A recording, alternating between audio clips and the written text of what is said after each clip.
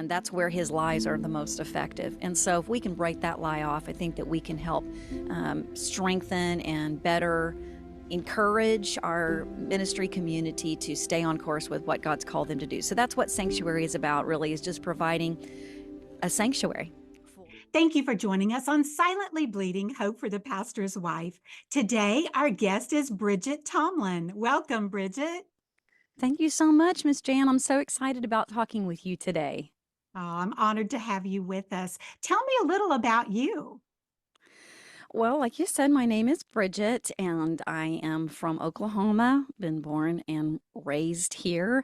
And my husband of 26 years, Chresten, and I have lived in the Tulsa area for about 26 years. We just celebrated our 26th anniversary of marriage and ministry, and we have two daughters. I have a 19-year-old daughter who is in college, and a 14-year-old daughter who is in middle school. So we have just had all kinds of fun with these girls in our house. Raised in a minister's home, and so I have ministry in my heritage. It's just been such an integral part of my entire life. And my parents served in district leadership for the greater part, and then national leadership as a part of my young adulthood and early married life. But just loved ministry life, and it's just like breathing in and breathing out to me. And so I'm just excited to be here and to talk with you today about what our ministry wives are needing today and how they can find it. Yes, yes, absolutely. I was so grateful that I was told about your ministry because there's not a lot of ministries out there that is to encourage the pastor's wives and the ministry wives. So thank you Right. for what you do. And you as well. That's so amazing.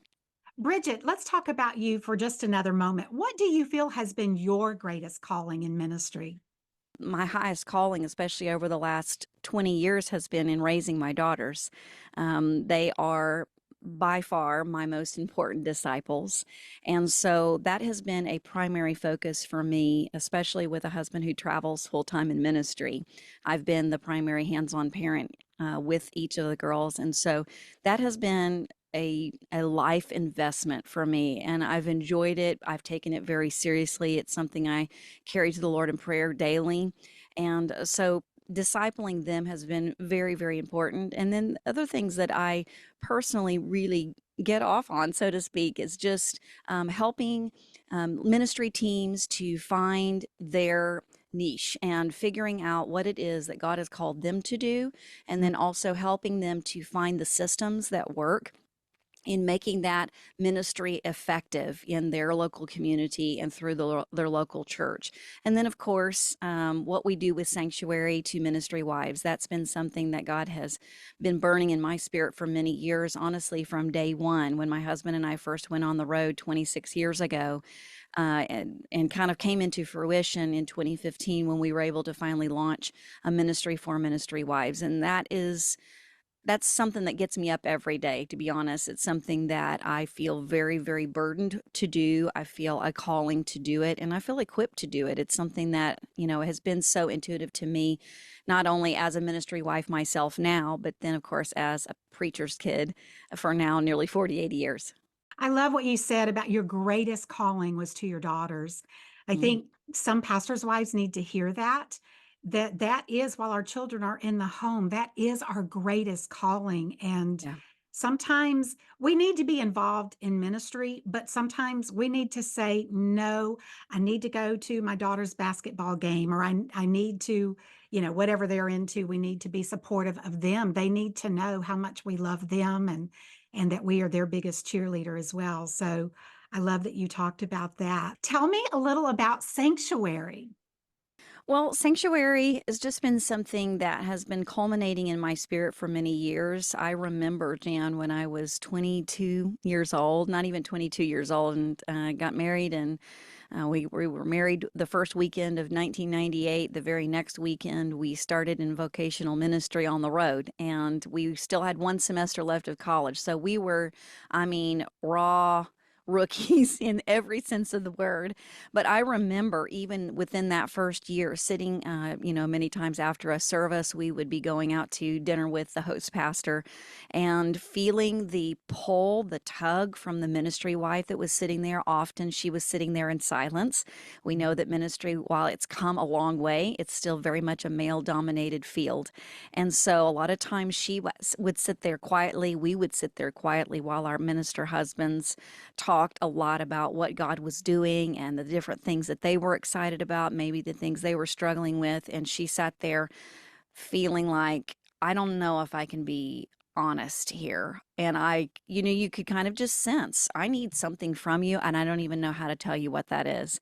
And I figured out pretty quickly that ministry couples found themselves to be quite isolated, oftentimes lacking in friendship, true friendship, trusted friendship, people that they could be vulnerable with, people that they could truly trust. And so that's where Sanctuary came about. 22, I was like, man, what do I know? I mean, many of these women were 2 and 3 times my age.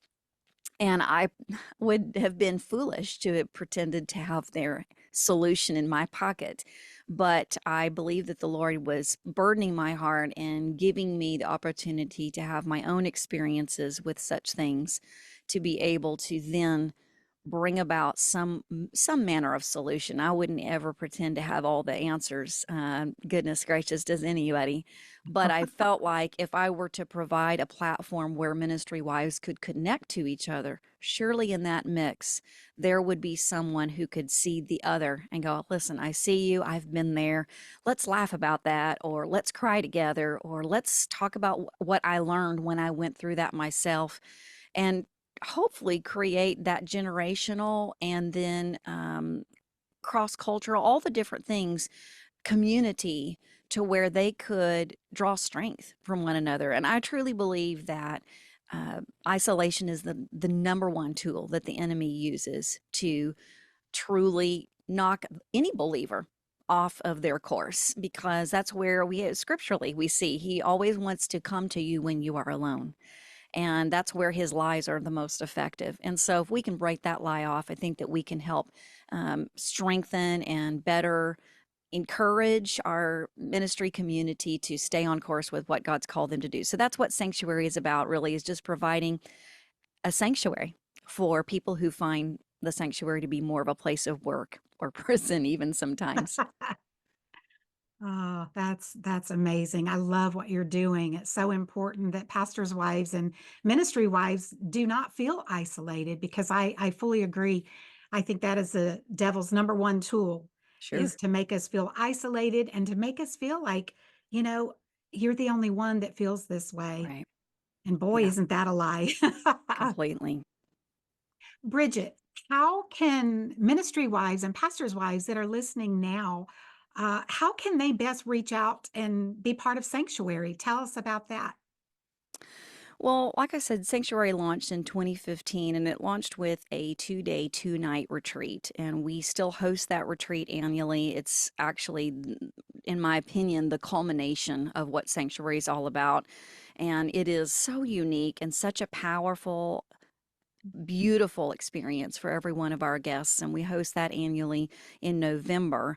When I launched with the retreat, that really was kind of where my vision started and ended. I really didn't have any intentions of going further with something beyond that, but the Lord had other plans. And so we launched an online community shortly thereafter. Then, of course, launched a website that has all kinds of blog archives. I have now going on 10 years worth of blog archives there that are written by ministry wives for ministry wives. So these are all topics that are specifically written about ministry life, things that women in ministry or women in leadership will face, what it's like to parent while you're in the ministry, how do you manage your marriage in the ministry, all of those things that are learning tools, but also just encouragement, resources, and backup to those women that are out there on the front lines. Then we also have what we call Let's Connect, and those are events that we host or promote quarterly, so 4 times per year. And these are hosted in pockets across the nation. So A ministry wife just says, listen, I want to get together with some women who are in the ministry doing this lifestyle like me close by. The goal, of course, is cultivating authentic friendship. And sometimes there's only the best way to do that is face to face. I mean, social platforms and communities are wonderful, and we definitely promote that and make that happen in Facebook and on Instagram.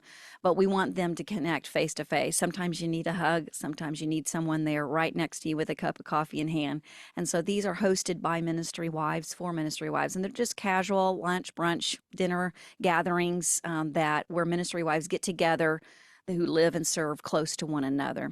And then, of course, our podcast. We have a podcast as well called Let's Talk with Sanctuary, and it is for women in ministry or in leadership. And so it's a diverse array of topics, subjects. A lot of the guests that I have are just so being so uniquely used in the different fields in which they serve. And so they're bringing their own experiences, expertise, wisdom to each of us. And so that's been a really, really unique thing that came our way in 2020. And so the ultimate way to connect with what's happening at Sanctuary is through our website, and that is sanctuaryministrywives.com.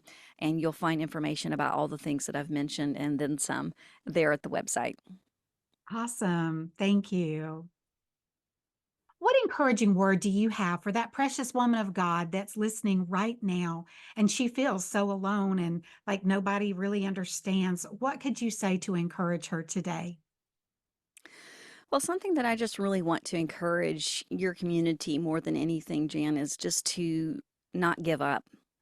Right now, we are in the trenches. We are staying the course in a time that is winding up as we know that the Lord's return is just it's just upon us. Mm. And so I just want to encourage you to not give up and to reach out again. So many women in this Ministry Wives community that I am blessed to lead find themselves in a position of, I've tried that before. It didn't work. There Mm-hmm. was only more pain there. She let me down. It just isn't in the cards for me. And I just can't really believe that, largely because I know how Jesus did his own life and how he carried out his own ministry here on earth. He was a believer in community. And if there was anyone who could have been more hard pressed to find close friends, I think we can point to Jesus and say, would have been a really, really tough slot to fill, to be a good friend, a trusted friend to someone quite like Jesus. And yet, he pushed through that struggle bus and actually managed to find some people that would not only come alongside, but would partner with him, that would listen to him on the days that it was hard, and that would really help him to stay the course and fulfill his mission. And so, therefore, I know that we are designed by God for that same thing. And so, therefore, we have to take that step of faith and continue to believe. We have to reach out again. You don't have to have 50 friends to consider to have relational wealth.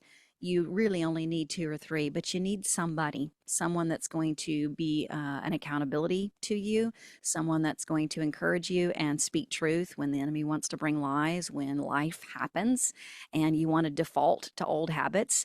That's why it's important to have someone there in your corner beyond your husband, Mm-hmm. beyond your children, beyond the people in your church. We're not lacking in relationships with people, but we're talking about an authentic friendship that sharpens you, that is better for you, and who actually has you in their mind, you're good in their mind, and will just lift you up when you need that. That's so important, and it is a way for us to defeat the enemy at his game. So good. Bridgette, thank you so much for being our honored guest today. And sweet woman of God, I trust that what you've heard today has brought encouragement to your heart. And if you feel like, but there's nobody there for me, ask the Lord to show you who you can reach out to. And in return, God will either work in that relationship or he will bring someone to you that you can Yes. have that close relationship, that you can be that iron sharpening iron friend. I trust this has encouraged you today. Until next time, my friend, God bless. Thank you for watching Silently Bleeding, Finding Hope for the Pastor's Wife. I look forward to connecting with you. Feel free to leave me comments down below and make sure and subscribe. If you want to know every time a new video is coming out, hit the bell. I would be so delighted if you would also hit the like button, and feel free to share this video with anyone you know that this would encourage. Blessings, my friend.